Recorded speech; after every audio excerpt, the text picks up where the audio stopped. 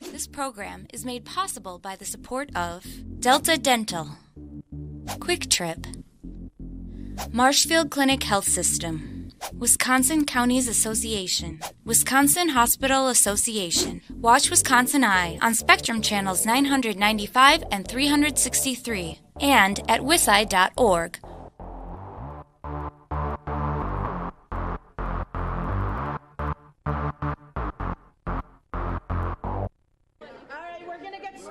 Folks can quiet down, please. Thank you.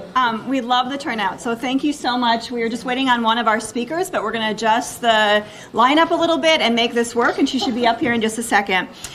Good morning, everyone. Thank you so much for taking time to join us today during this very busy week in the Capitol. My name is Sarah Finger. I am the founder and executive director of the Wisconsin Alliance for Women's Health. Our vision is that every woman in Wisconsin at every age and every stage of life is able to reach her optimal health, safety, and economic security. At the end of the day, we believe that policy should happen with women rather than to women, and unfortunately what we've seen around reproductive rights in our state, we've definitely seen how these policies have been happening to us rather than with us. Access to abortion is about treating women with dignity and equality. Bottom line. Women deserve the respect to make our own healthcare decisions about our bodies, our health, and our lives. Now, I would guess that close to 97% of Wisconsinites are not aware that Wisconsin has a 170-year-old law on the books. That law, passed in 1849, makes providing an abortion a felony offense in Wisconsin, subjecting doctors to jail time. In 1973, the Supreme Court of the United States ruled in Roe v. Wade that the Constitution protects the right to have an abortion, which made Wisconsin's 1849 archaic law unenforceable. However, our state legislature never repealed that law. Fueled by politics and extreme agendas, we are seeing a wave of abortion bans enacted across the nation. But many people don't know that here in our state, if and when Roe v. Wade falls, then abortion is immediately banned in Wisconsin. With the confirmation of Brett Kavanaugh to the U.S. Supreme Court and the recent election of anti-choice judge Brian Hagedorn here in Wisconsin, the highest courts in our state and nation seem to be positioned to allow these attacks and pave the way to outlaw abortion altogether. The threat to Roe v. Wade is very, very real. And thus the threat to Wisconsin women's access to abortion here is on the line. The time to speak up and make sure abortion care is available in our communities is now. We need to repeal Wisconsin's abortion ban and ensure all women are able to control their bodies and their health care decisions in Wisconsin. We, along with all women's advocates across the state, are very excited to be here today to celebrate this policy and to thank and support our legislators who are leading this way. So next, I believe, Tamara, do you want to come right away? Okay, Tamara's here. We have an amazing leader in the maternal child health care world, Tamara Moore, who's bringing her newborn with her out in the rain, so thank you for being patient with her. Tamara works with Maroon Calabash and is a doula and a birth worker and is on the front lines of maternal child health in Wisconsin. Are you ready? Should we just put you up right away? I'm here. Okay, come on up.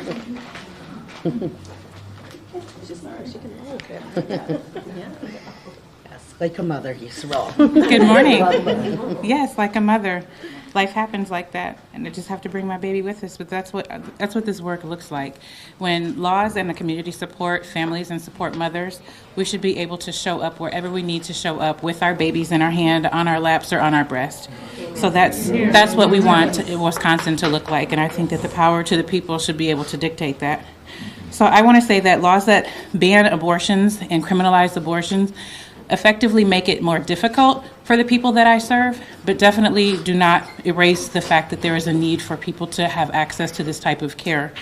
What's at stake here is a safe abortion for people to make the decision for themselves, for their bodies, for their livelihoods, and anything that criminalizes that makes more pathways for people to become incarcerated, and that is definitely not what we need as a state and as a people. I want people to understand that the gravity of making this decision is not a light one, that many people make it seem like it's trivial, that it's something that people do on a whim, and it's not that.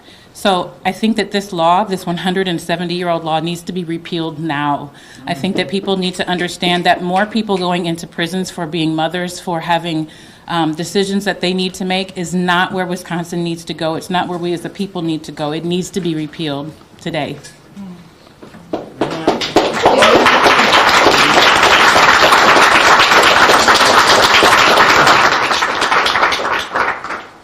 I think already for us to be experiencing the disparities in our healthcare system already make it important for people who make decisions for their health, the livelihood and the viability of the children that they want to bring into the world. That is a choice that people should maintain for themselves and have sovereignty over their body. The laws in the state should support what people need and not make it more difficult for us to have the quality of lives for ourselves and our children. So I think that everyone should sign on to that. Thank you.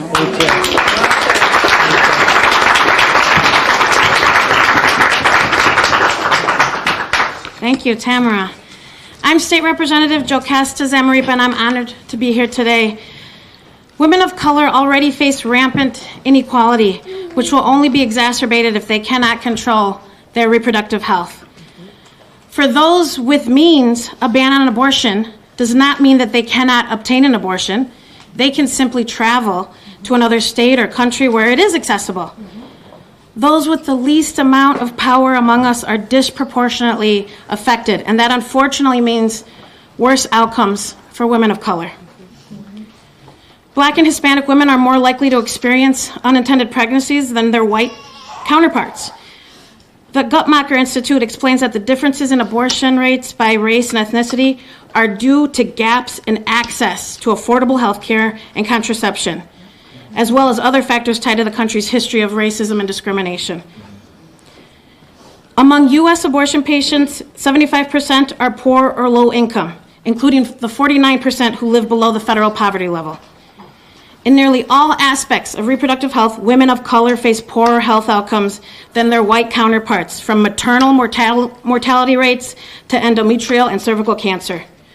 Additionally, we know women of color frequently have negative experiences in the healthcare system due to institutionalized racism and a history of control, coercion, and lack of bodily autonomy when it comes to their reproductive health and decision making.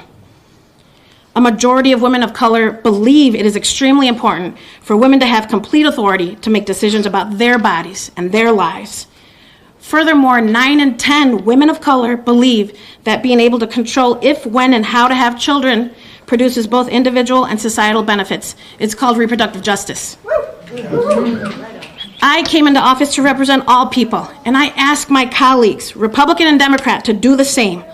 All women, regardless of race, geography, or income, should be able to access necessary health care and make choices for their own bodies. And I want to end by quoting my colleague Lisa Subeck, who invited me to speak at this press conference with her today. Abortion services is health care, not criminal activity. Thank you.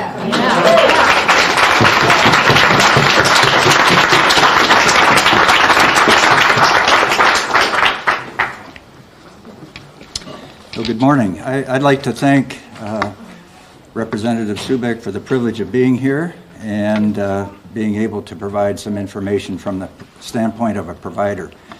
I'm Dr. Doug Labby, a former chair of the department here at the UW, OBGYN, former president of the American College of Obstetricians and Gynecologists.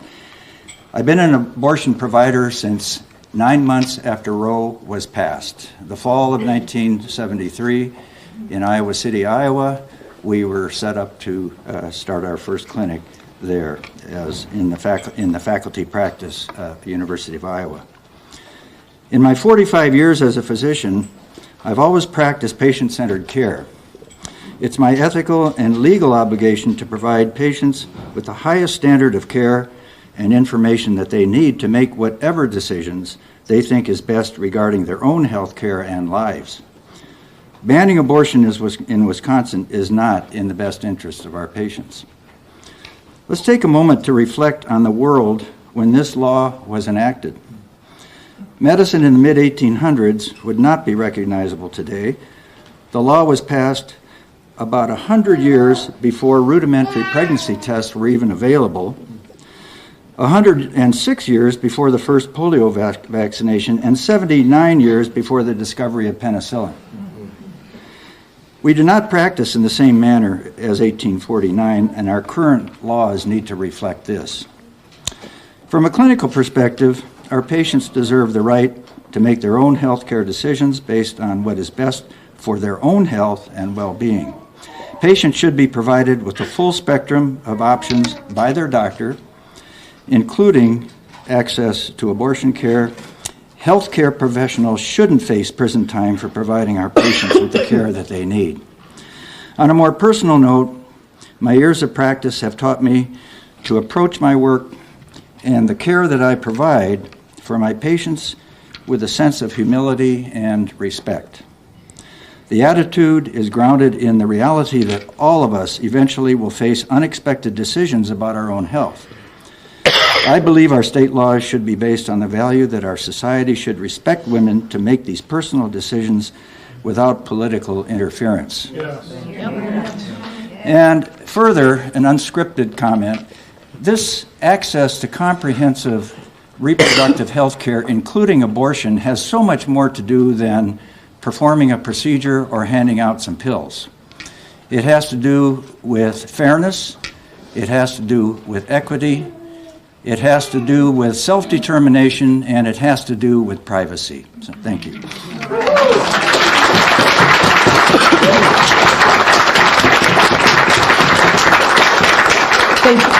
Thank you, Dr. Lowry, and thank you to all who have spoken here today, and thank you all. I'm Representative Lisa Subeck, and I am pleased to announce that today we are introducing the Abortion Access Protection Act. Senators Risser and Johnson and I, along with many of our Democratic colleagues, some of whom stand with me here today, Representative David Crowley, Mark Spreitzer, Representative Amanda Stuck, Senator Janet Bewley, I know Representative Jody Emerson, and I know there are others who are probably lost in the crowd here, Senator Chris Larson, and a number of our other colleagues who couldn't be here because they're in committee meetings or hearings today, but really pleased that we are here today, and we are introducing this bill because every single day, women in our state face deeply personal decisions about whether or not to continue their pregnancies. Every pregnancy and every woman's circumstance is different, and we should respect the decisions that they make.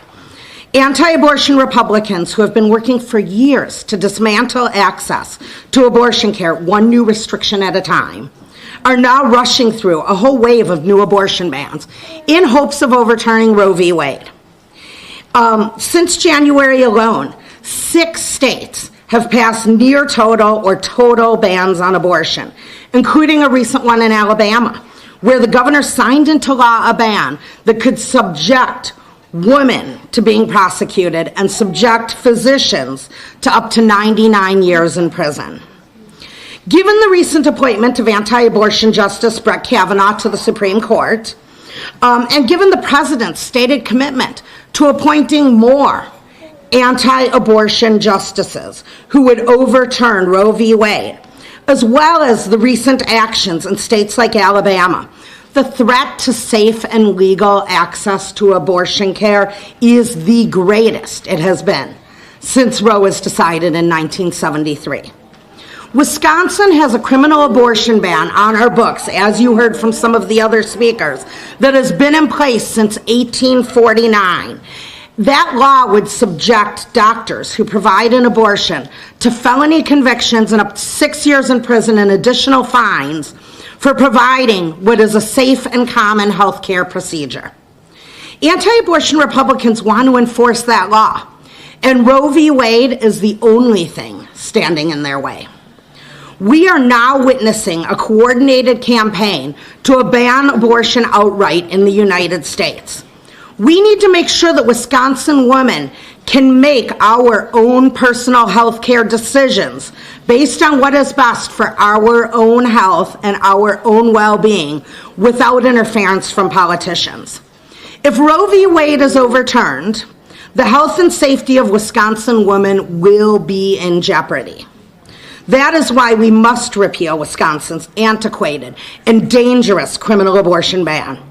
We all want to be able to live safe and healthy lives, and we all want to be free to define our own paths. Yet we cannot truly be free if we cannot make our own decisions about our bodies, our lives, and our futures.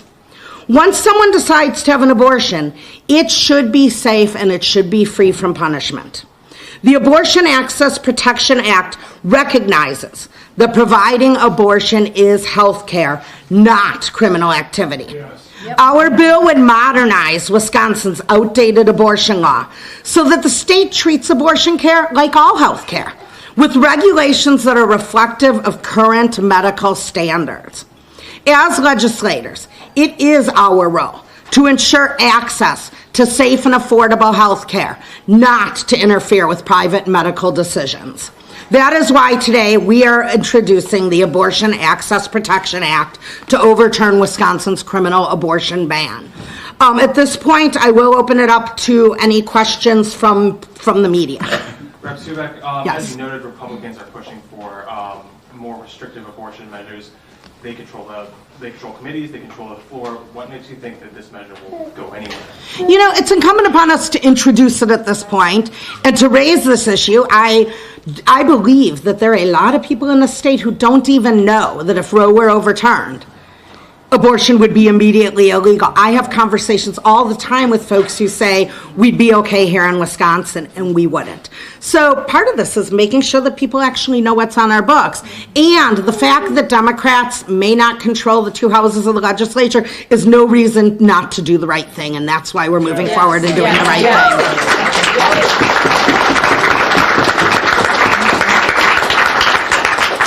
Other questions?